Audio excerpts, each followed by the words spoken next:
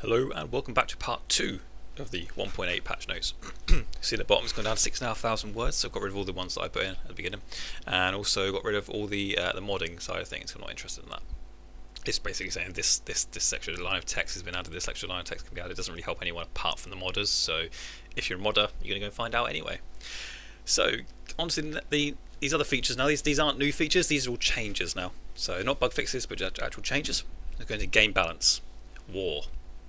Wars will now only ever change leaders when an overlord joins a subject's war during League Wars. That's really helpful because previously you could be fighting Wurzburg against Baden, and then Austria comes in as now, and all of a sudden Austria's now the war leader. And it's like, well, I've taken over quite a bit of Baden actually, and now I can't do anything because Austria's leading the war. Yeah. So the only reason to actually join in is if they're an overlord, or it's a subject war during League Wars. When declaring war, you can now choose which allies you want to call fully into the war. Allies that are fully killed in can call their own allies. So what you do is when you call in people. Sorry, when you attack someone. So again, Baden, Wurzburg. Say Wurzburg attacks Baden. Baden has allies. If they bring in their allies, their first ring, so they've got say Austria and Bohemia as their allies. Fine, that happens. If you then, but no others will. Austria won't then call France in, and France won't then call Castile in. Okay, but which is what happens now sometimes. But what happens now is that what will happen is that if Austria gets called in, and you actually want some of Austria's land, you can say to Austria, I want to call you a co-belligerent. I want to say that you are part of the reason we're going to war right now, and then because of that, you can now take things from Austria, money, reparations, it could be land, whatever. But Austria can now pull their allies in, and they may bring in France. And you think, well, actually, I want France as well, so I'm going to call you a co-belligerent. And they go, I can bring Castile in then, sodja. And then you, tiny little Wurzburg, are now up against almost all the powers in the world. But you can choose. So you basically got the first tier of allies will always be pulled in. Second tier are down to what you decide to do from that point onwards. Also, you can see, which is actually going to be the interface later on, but I couldn't see it.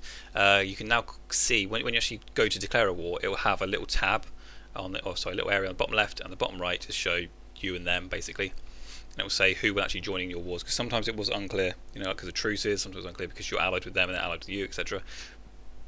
You can now see. Fixed issue where military access to enemy's ally wasn't removed whilst at war, which that's just a small quality of life. It doesn't really matter too much. Military access to enemies ally. There we go. Yeah, that makes sense. War exhaustion can now be reduced below 2. Excellent. Well, when below 2, sorry.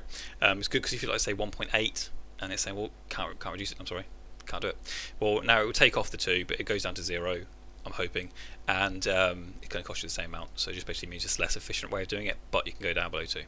Tweaked battle war scores to scale with size of alliances involved in the war. I've not seen anything about that. I've looked around. I haven't seen it. I don't know if that means that, because at the moment, if there's tons of you, if tons of enemies, like 20 enemies, and you take over lots of areas of one person's, it doesn't really do much, because it's saying overall it doesn't really mean much. So I'm hoping it means it will mean that each province is worth more. I don't know. We'll have to wait and see about that one. That's all the stuff in war. So now in peace, can now always sign peace with war leaders even if they have become subjects. AE gained from taking provinces, vassalization and returning causes, now calculated off of base tax rather than number of provinces, and I've written love, love, love. The reason for that is because I was fed up of, you got the choice of, you got your overextension issues, which you get a 7 base tax one for, it's like 48%, 50%, whatever, overextension, and also, sorry, not overextension, overextension, but the aggressive expansion was, I think it's like 14%, 12% across the board. So it doesn't matter if I take a 2 tax or a 7 tax, I get the same aggressive expansion. So people hate me just as much for taking some countryside as they do for taking a massive city. It doesn't make any sense. So now people get pissed off based on the quality of what you've taken, which is excellent. Taking things off an ally that is not fully called into a war now costs double the war score. So I think if you don't class them as a co-belligerent, it seems like you can actually still take stuff from them, but it's going to cost you double the war score. You can no longer get 100% war score from just a fully occupying war leader unless the war leader is alone, so if you're fighting just them, or in the war, or has the war been going for at least 5 years. So if you are fighting 2 people and you've 100% on the first one, but the second one is a little ways away, it'll be at 99% until the 5th year, basically.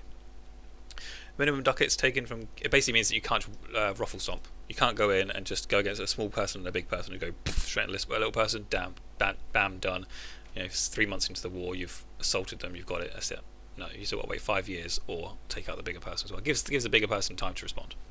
Minimum ducats taken from give. This one's a weird one to understand. I just don't think I fully understand it. But minimum ducats taken from giver in peace deal is no longer restricted by minimum offer from taker. Any remaining ducats below the minimum offer can be taken and will add to the peace offer.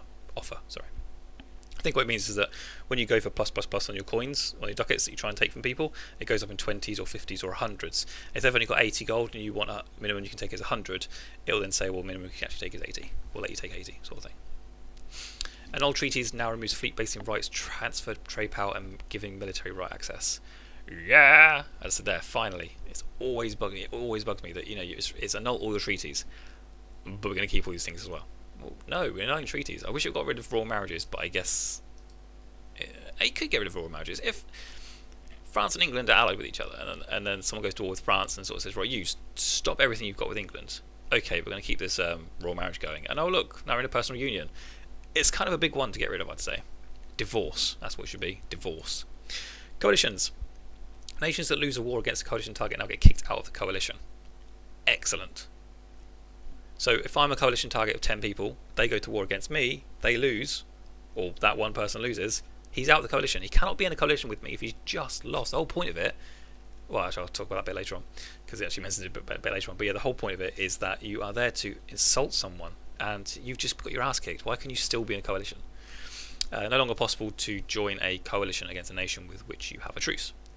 So you get kicked out of the coalition, you don't have your truce time for 10 years. They can't just rejoin back into the coalition straight away and then go to war with you again very soon. No. So basically, once you've won a coalition war against you, basically the coalition disbands for the time it takes the truce peace.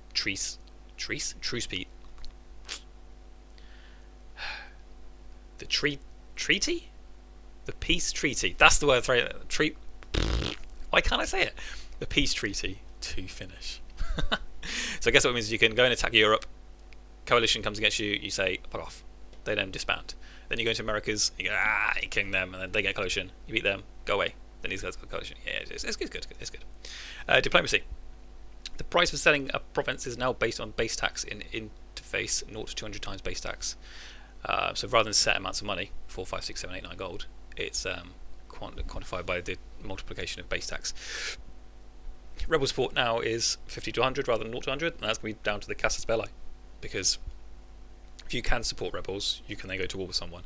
If you put in 0% or 1%, well, that's not really putting any money in, really, is it? And then you're able to actually get a Casus Belli against them. Doesn't sound good. So 50% sounds good. The coalition Casus Belli is now superiority to Casus Belli, not a take capital Casus Belli, which is great because again, the coalition. The whole point of it is that you're trying to humiliate. That's what I'm trying to say up there. You're humiliating people. You're not there to take over their lands as such. I mean, yes, it's a benefit, but the whole point of it is you're saying you are getting too big for your boots. Back off. Take a slap. So you slap them. You slap them about a bit. You beat them in wars. You get above 80% war score. 80% of your battles won. Then great. You should start getting a war score for it. You don't need to take the capital. Can no longer sell provinces outside coring range to subjects, even if you yourself have a core on it. I'm not sure if that means outside your coring range or outside their coring range. It sounds more like it should be their coring range, which makes sense. Selling a core because I don't see why if it's outside your coring range you can't sell it. Doesn't make sense, but not being able to sell it to someone else who is outside their coring range, that does make sense. But it's ambiguous. Selling a core province to a colony now makes it a core of that colony. Oh, okay, I misread that the first time I read it. I thought it was saying it was the opposite way around. I was going to have a little rant about that. That's pretty good then. Sending warning to countries now affects the opinion of the player. Finally. Like, why wouldn't it do that? You, back off. Do not attack anyone else again. Okay. No, of course not. They'll be like, excuse me? Because the reason you're doing it is because, they think they're all big and hard and that, don't they? Yeah. No longer possible to block war leader from negotiating for you. They can still only negotiate for occupied territory, however.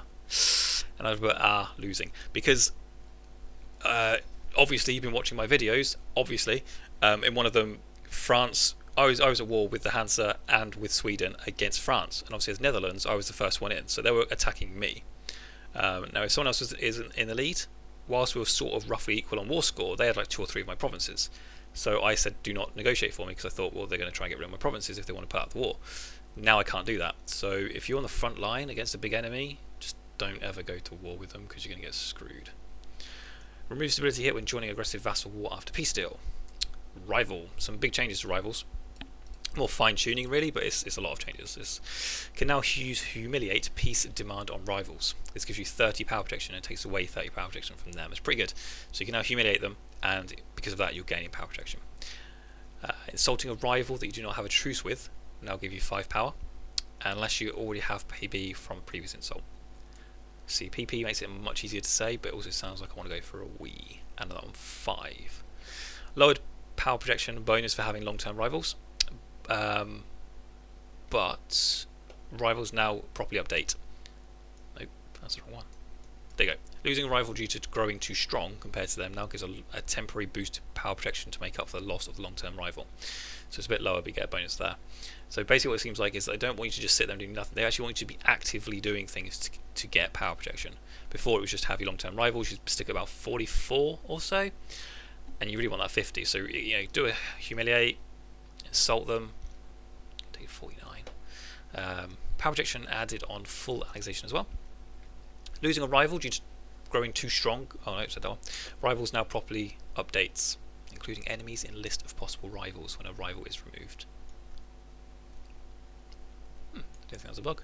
That sounds like a bug, to be honest. Rivals now properly updates, including enemies in list of possible rivals when a rival is removed. Maybe it was if you removed it. I don't know. Should now be possible to select rivals after a union break. Strategy now calculated on union break. Can now rival hordes even if the tech group's speed difference is more than 50%. I don't agree with that.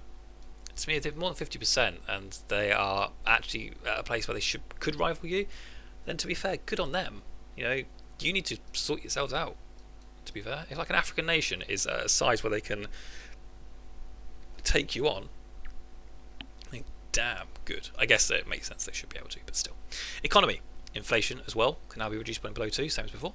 Vassal tax now consistently calculated. I do not know why it wasn't before, and that to me sounds like a bug fix rather than up here. There's bugs at the bottom, so that should be a bug. Religion. Only Christians can now form personal unions. Now this is a big change.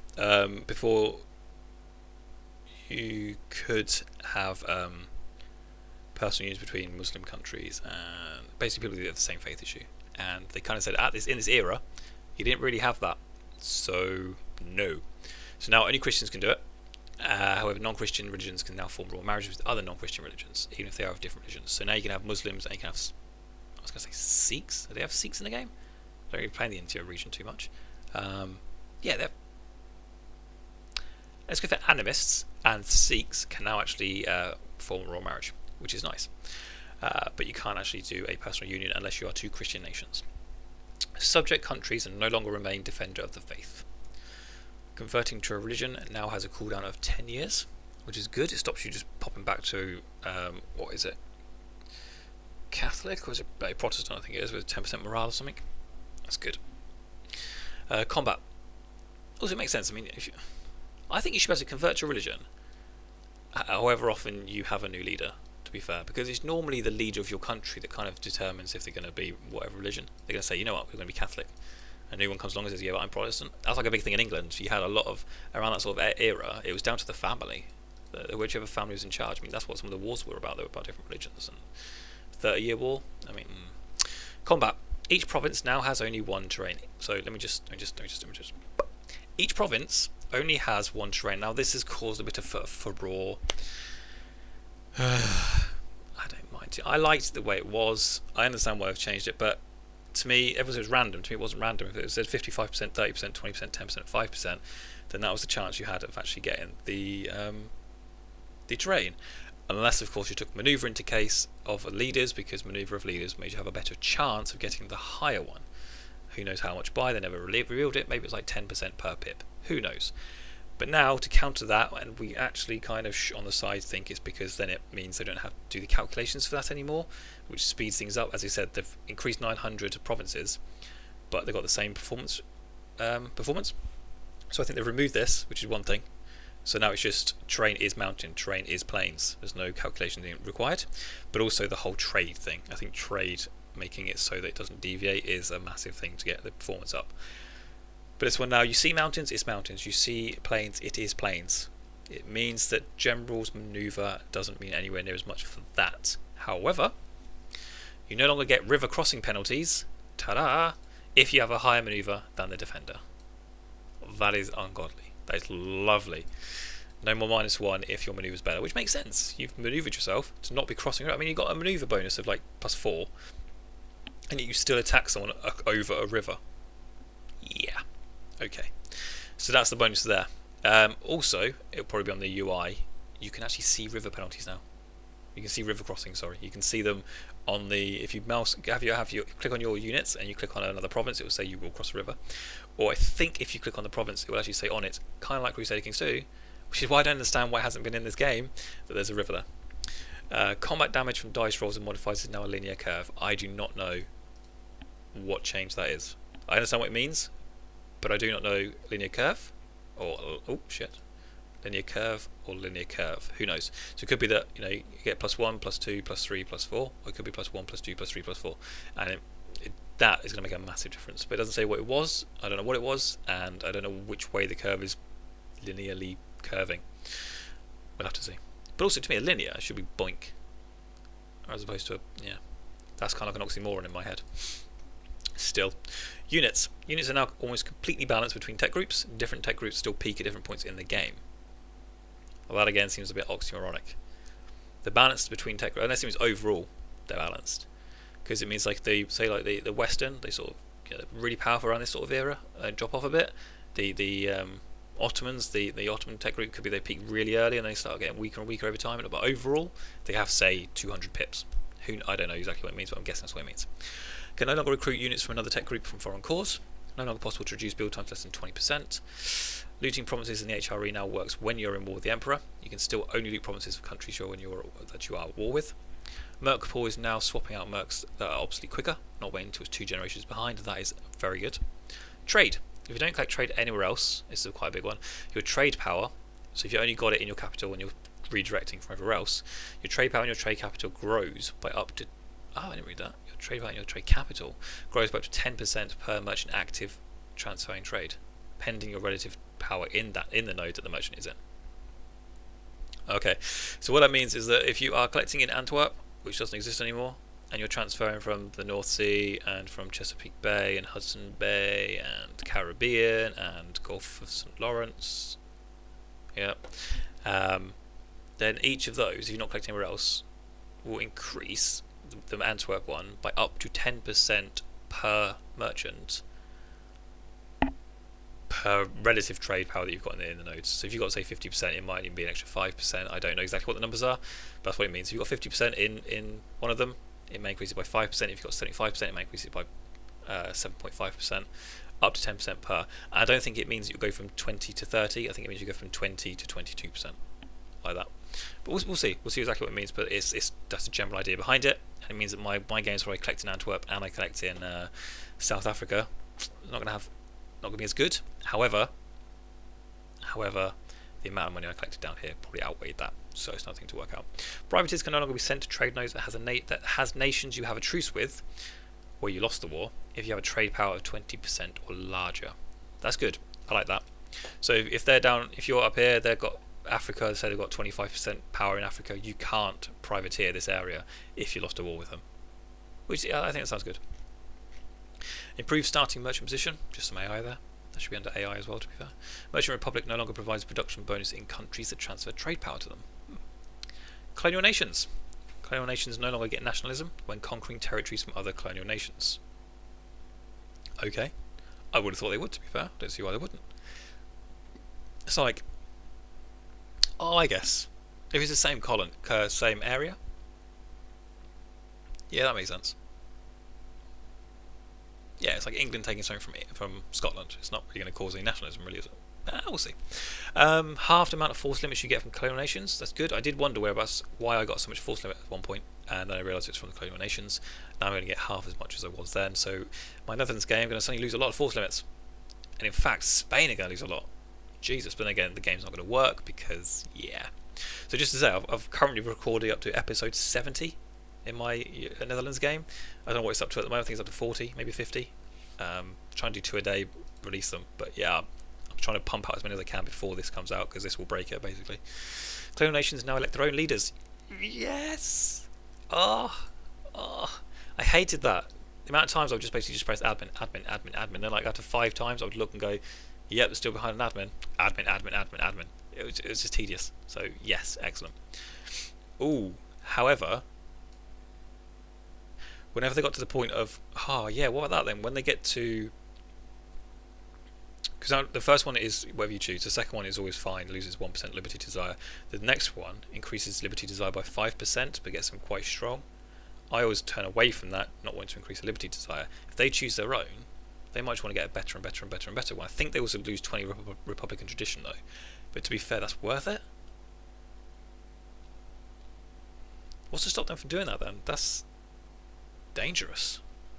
That's scary now. That's scary. Colonial Assembly now gives 5% liberty desire instead of minus 5%. That makes sense. I always wondered why it was this. It was basically a massive benefit. The whole thing was good for us. This actually now balances it out a bit. You decide which ones you want, yes or no, pretty much. Colonial nations no longer get diplo relations penalties with parents when parent enters separate peace.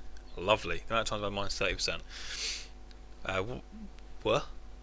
War exhaustion in homeland now increases liberty desire. Good. It means that if I am under attack as the Netherlands and I'm losing absolutely everywhere, or let's take England. So I'm in a war, England against France, which may or may not have been the case, and my war exhaustion is going up and up and up and up and up. And I'm tired and I don't want to do this fight anymore. And then I'm a colonial nation in America. And I'm sitting thinking, you know what? This isn't even our war. Why are we in this? I'm getting tired of this. He's tired of this. He's getting weakened. Now's the time to run. So that makes sense, and I think it's good. Also means I can take advantage of it by actually kicking people's ass. It does seem a bit strange. I mean, one of the games had it as well. France against against Castile. Castile was fully annexed effectively. Everything was taken. The war exhaustion was really high, and then when they finished it, the colonial nations were just their friends. I was like, really? No. Subjects. Speed of annexing integrate. I didn't read into this one actually. Speed of annexing integrating is no longer plus 1 month per base tax, but progress towards total cost of 10 times base tax, down from 15, and modified by each month the progress tick is 1, plus 1 if same religion, plus 1 if same culture group, and plus or minus diplomatic reputation. Let's break it down. Right. So speed of annexing, basically what they said, let me try and work out what it was. I think it was too expensive but too fast to annex them. So instead of being 1 month per base tax, let's go 5 base tax was 5 months. Or 6 was 6, half a year. But progress towards total cost of 10 base tax.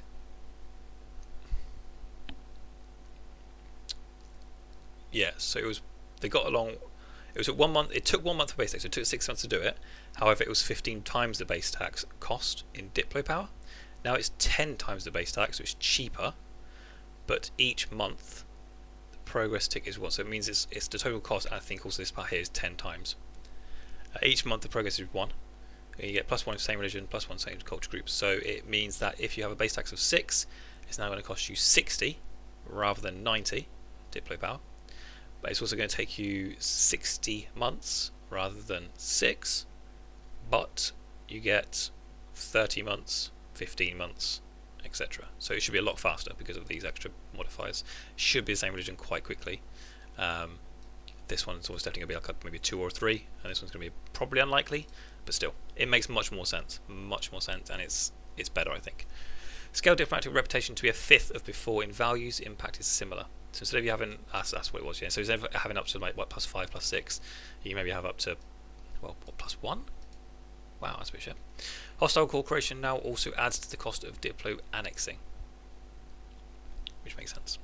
So if something's really hard to core, it means that because of the people that are there, which means it's harder to Diplo annex. Annexing or integrating another nation diplomatically is no longer a penalty to legitimacy or Republican tradition. Yeah!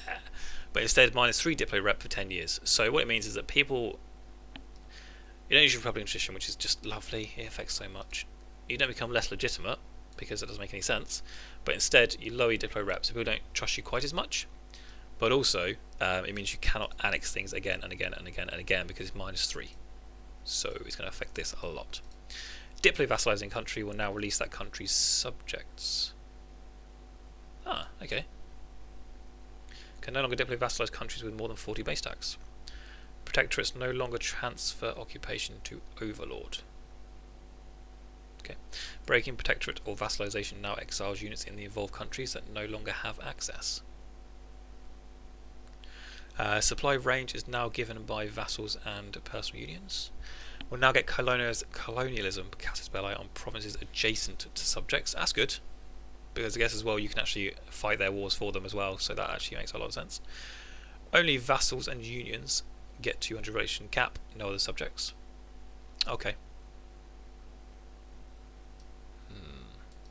Okay, that makes sense. That does make sense, that's good. Westernization. Westernization rebels now only reduce progress by 10 if they win a siege. Unrest from Westernization is now +5 instead of +10, which is good. It's less likely to have rebels. Minimum monthly Westernization program is now 5 per monarch power, up from 1. Good. So it's going to drain it faster, but it means if you've got it, you'll get there faster. Because I guess if you had like 6 monarch power per... Well, if you have more than 1 per month, what? Really, was it 1? I thought it was much higher than that. That's strange. Rebels. Lollards now have a larger support, and accepting them penalises papal influence. Religious rebels will no longer transfer troops to country they rebelled against. Rebel hunting will now also include subject territory. No longer possible to support rebels in subjects. Makes sense. You will now correctly get siege ability bonuses against rebels. There's no longer nationalism or patriot rebels for cultures without a primary tag. I didn't know you could have that before. It seems a bit stupid that you could. Score. The revolution. These just seem like quality of life bugs. Not that great, really. Score. The revolution target now gets 50% more score. Okay. Score impact from 1 lost wars is now -25% plus 25% instead of -1 to +1. Makes sense as well. Score gain is now 10%. Oh, I don't count score. HRE. Enforced religious unity will no longer be disabled in 1650. I guess that's to help the whole thing up top with the the wars, holy wars. The HRE will now automatically be dismantled if there's nobody eligible to be elected emperor. Nice. Miscellaneous. Reduced effects of inward perfection and factions, and made the factions more about long-term effects rather than having to switch to bureaucrats to boost stability. Federation leader is now... I thought it was miscellaneous against the HRE, which is miscellaneous. Federation leader is now updated when monarch of leading nation dies, and player is notified with a pop-up. Negative federal authority capped at -100. I haven't played a Federation, so I'm not quite sure what this means. Is this the Americans? The natives? Yeah, it'll be natives. The triggered modifier Viva la Revolution is now a static modifier instead, and a global unrest effect. Cap relations penalty from losing election to -20. Relations penalty from losing election removed. Occupying Rome as a Catholic will now penalise papal influence. Wow, that's good, because things like Aragon take over Rome a lot. But if you're not actually a Catholic, if you're not actually a papal state, you lower your papal influence because basically you've taken their land. Removed large tribe penalties, and trade company provinces no longer get penalties for intolerance or non-accepted culture. We're going to end the episode there unless the interface is short. No, it's not. I'm going to end the episode there, and I will see you guys next time. Got through a good chunk there. Let's see what we got through. We got through. Any second now. Any second now. We got through another 1,500 words. Yeah. 5,000 to go. See you guys next time. Bye bye.